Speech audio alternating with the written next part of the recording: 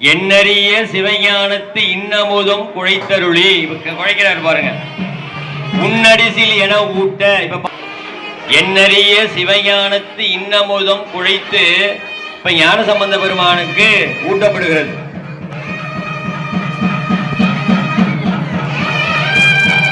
உன்னடிசில் என ஊட்ட ஊமையம்மை அதை எதிர்நோக்கும் கண்மலர் நீர் துடைத்தருளி